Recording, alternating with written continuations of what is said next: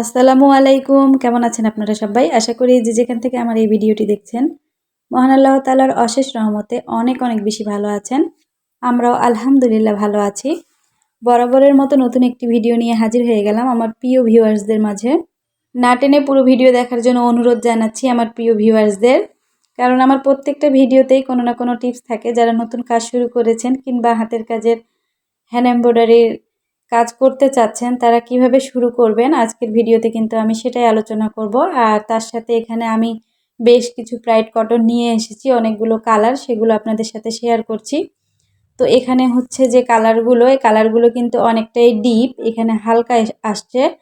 ওই যে মোবাইলের ফ্ল্যাশ লাইটটার কারণে আজকে বুঝলাম না কেন যে ভিডিওটা ঘোলা ঘোলা লাগছে।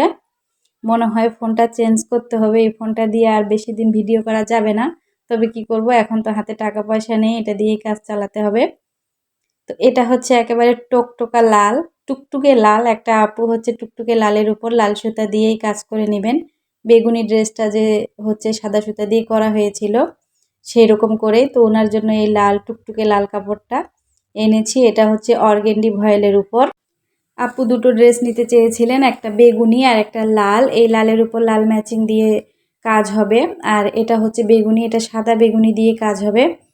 মানে সাদার সাথে বেগুনি কালার কাপড়টা জোড়া দিয়ে, কাটওয়ার্ক জোড়া দিয়ে কাজটা হবে।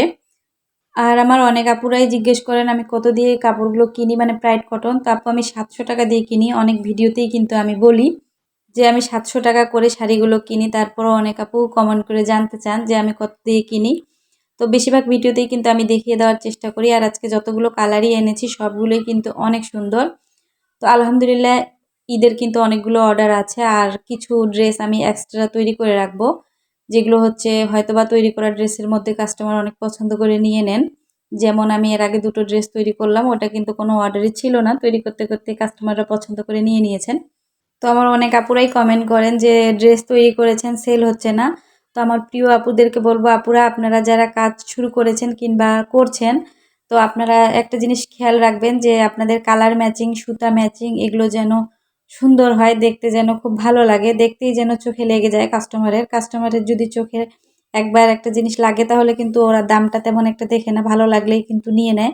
আর সুতা হ্যান্ড এমব্রয়ডারির যে কাজটা থাকে, এটার যদি সুতা ম্যাচিংটা ভালো না হয় কিংবা কাটওয়ার্ক জোড়া ড্রেসের যদি আপনার কালার ম্যাচিংটা ভালো না হয় তাহলে কিন্তু দেখতে ভালো লাগে না।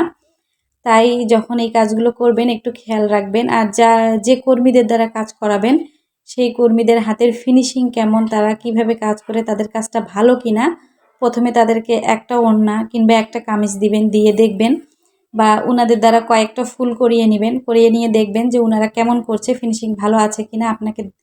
আপনি যখন একটা জিনিস কিনতে যাবেন তো অবশ্যই আপনি দেখবেন যে জিনিসটার সৌন্দর্যটা কেমন।